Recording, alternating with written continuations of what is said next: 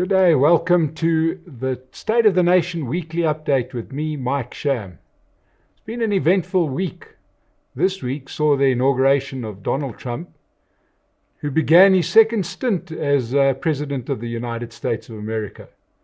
I thought that what we should do is just to decide what this means for the USA and what this means for South Africa, because ultimately that's what matters to many people watching this today. So I know it's a short period of time, but I think certain things have become apparent, and here is some of the good stuff that we can look forward to. And it depends on where you look at, your viewpoint, but I think let's start off with this. Where do you think Donald Trump is going to get his advice on policy with regards to South Africa? Well, if you said perhaps the guy standing right next to him, Elon Musk, then you're probably dead right. There is very little doubt that Donald Trump is going to get all of his advice on how to deal with South Africa straight from the mouth of Elon Musk, and whatever Elon Musk says is going to go. So if you think that Elon Musk is a force for good, then it's going to be great for South Africa. If you think he's a force for bad, buckle up, it's going to be a long 4 years. I'm somewhere in the middle. I think that it could go either way. I think that Elon Musk is definitely going to be very sympathetic to making South Africa toe a more open, democratic, Western line, be more pro-business, but he's going to be very anti-certain things. And if you're not a fan of things like BEE, then I think that it's going to be a hard time, because I think Trump is going to put South Africa under enormous pressure on these kind of things which stifle trade. So let's see what else is on the agenda in the new Trump presidency. For starters, Trump is going to keep global political leaders on their toes. There is no doubt about it. He is an absolute force of nature. Whether we like him or not, he is going to be very outspoken, and all cameras are going to be on Donald Trump. It's going to be very, very difficult to not do what he says. He's the ultimate schoolyard bully. Any country wants to do any business with the USA, that's going to be according to Donald Trump's rules, quite simply, or you're not going to do business with America. This may work well for South Africa, because the ANC government has made a habit of doing everything they can to annoy the USA. Well, that's going to have to stop. It's going to be very interesting, because Donald Trump becomes president just as we have appointed Ibrahim Rasool as our minister, as our ambassador to the USA. The same Ibrahim Rasool that's been a big fan of Hamas and a few other organizations. That may not play very well with the Trump presidency. So it's going to be very interesting to see how issues like that play out in the fullness of time. Our president, Pastor Cyril Ramaphosa, who loves to preach good governance to everybody else except for to his own people, he will not get a lot of traction with Donald Trump. His holier than thou act is not going to work with a guy who wants to do business. I think it won't be long before South Africa is going to get the message that you either do business the Trump way or you don't do business at all. This, of course, immediately means that we're going to have a problem with AGOA, but it may lead to some better economic behavior by South Africa. So let's hope that that rubs off on Cyril Ramaphosa, where instead of him talking about good governance to every country, he actually perhaps arrests somebody who's in his cabinet and being spoken about in the State Capture Commission, or certain ministers who recently have been charged of corruption. It's going to be very interesting to see. But there is no doubt that the days of just preaching to the rest of the world while you behave badly is going to end pretty soon. Donald Trump has made a very public stand against illegal immigration. Many observers have said that's been Trump's calling card. Probably the strongest point in the entire campaign has been his stand against illegal immigration. Americans believe wholeheartedly that something had to be done about this. Well, I think it's safe to say that just about any citizen of any country inherently doesn't like foreigners, especially illegal ones. Media in every country knows this. So they have stories that show immigrants gaming the system, getting welfare, getting stuff that the local citizens can't get. We got our version in South Africa, very prevalent in South Africa. We saw that recently with the whole Zama problem in Stilfontein.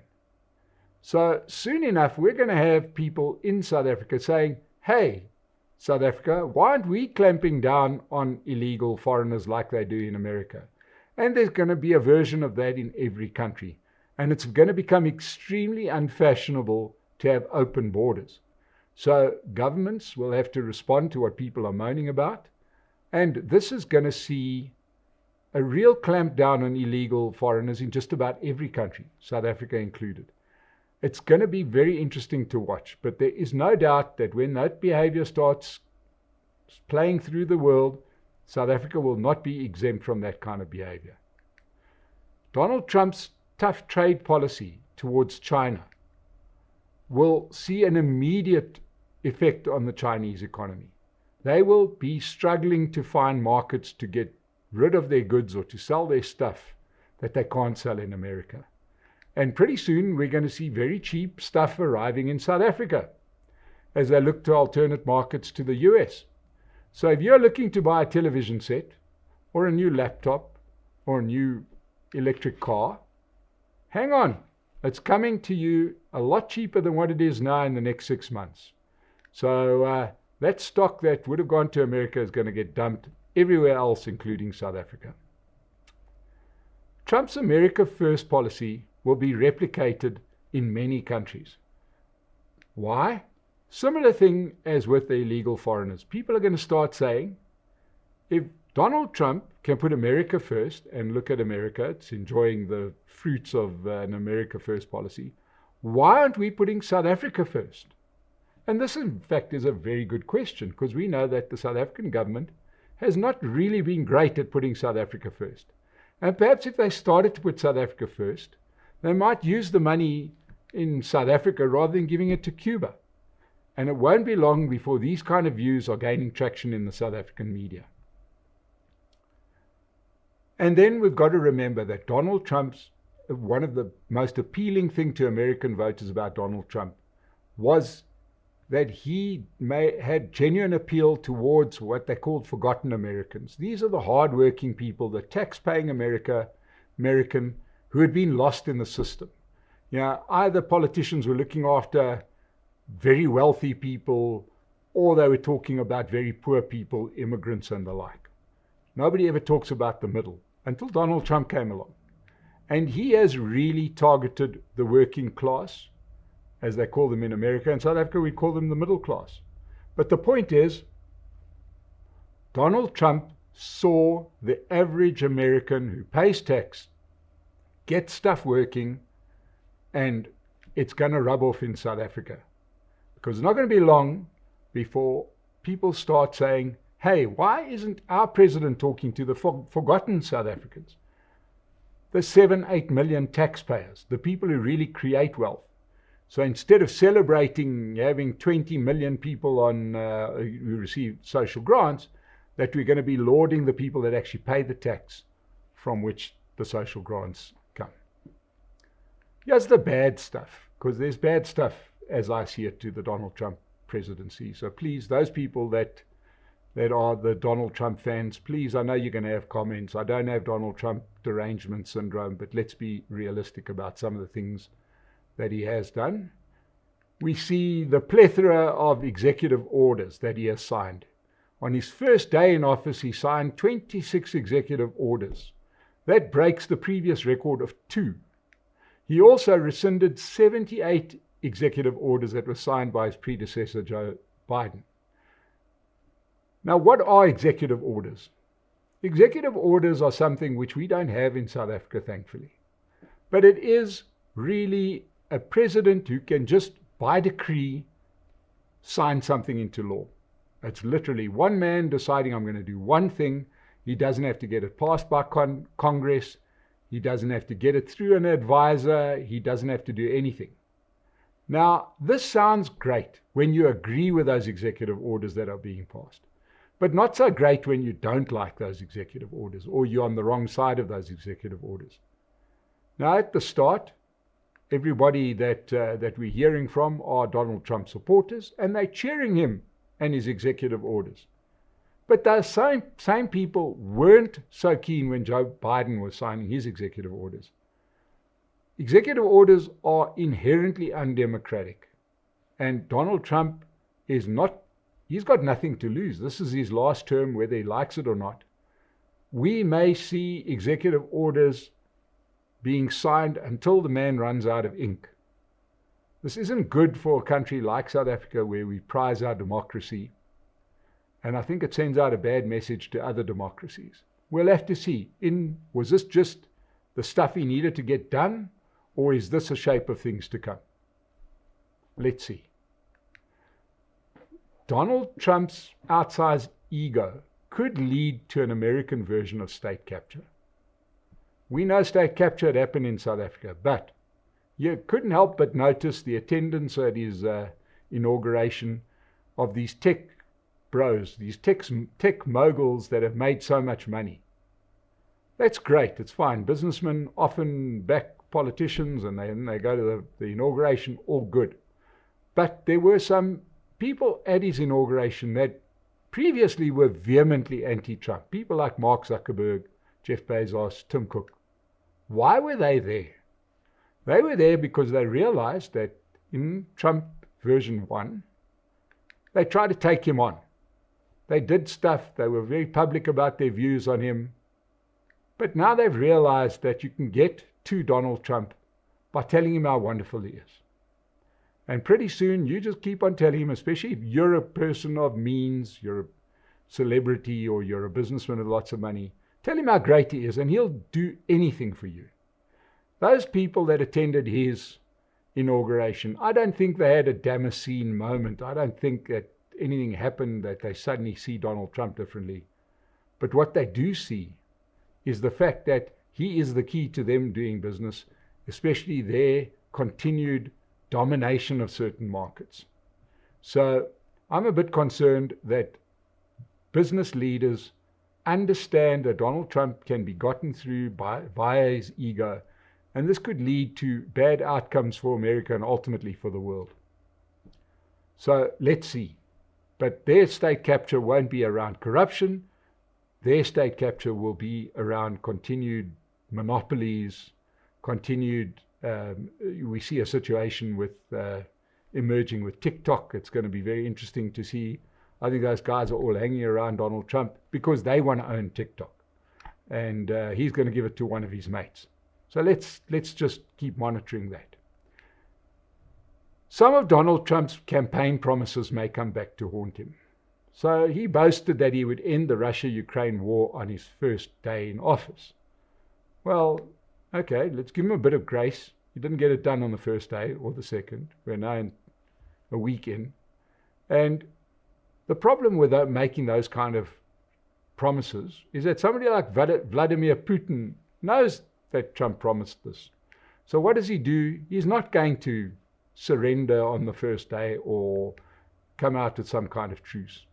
So what he does is he just keeps the war going on, and Donald Trump starts looking stupid. And this could bring out the worst in Donald Trump. And we don't know what that looks like. But sometimes you make unrealistic promises, and people can play you at your unrealistic promises. And in a world where people have had one term of Donald Trump plus a time to evaluate what works, what doesn't work with Donald Trump, some bad people in the world will find it mighty easy to play him in his second term. Let's see how that one plays out. And then, of course, the Donald Trump tactic of turning on his very long-standing American allies like Europe and NATO will make most countries question whether they can trust Trump and the USA. And this could lead to less global cooperation. And that's never a good idea. So let's hope that some friendship re-emerges to him picking on some of his former allies.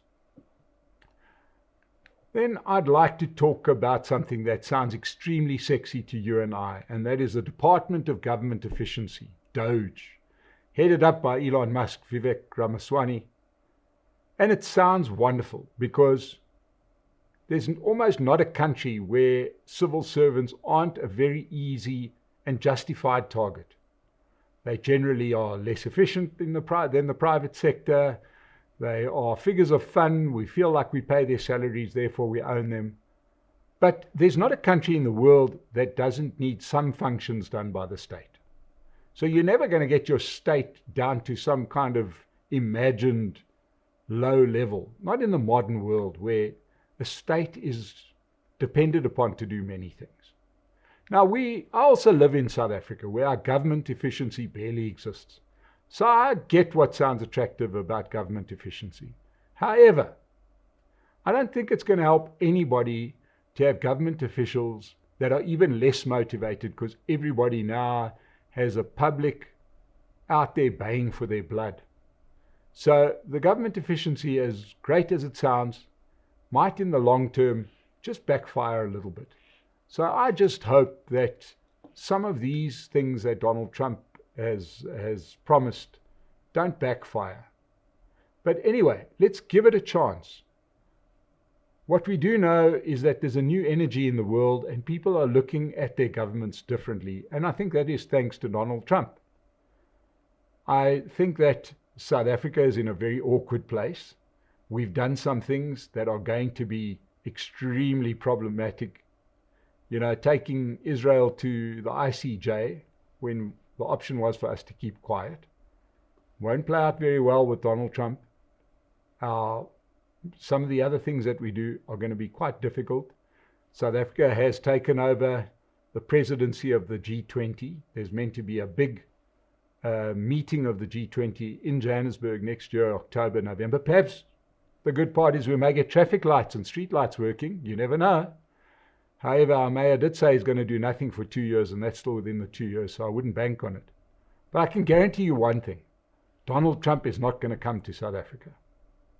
And that's going to make South Africa look really bad. So unless we undergo a dramatic metamorphosis in the way we run this country, this could be a very long 4 years for South Africa. But let's see what happens with the Donald Trump presidency. I'm not hating on Donald Trump, so spare those comments. I hope you enjoyed this. And please remember to support Pace Car Rental. They keep us sponsored and keep us on air. But most importantly, you watch us, and I hope you've subscribed to the channel and found value in today's weekly update. We'll see you again next week. Thank you very much for watching.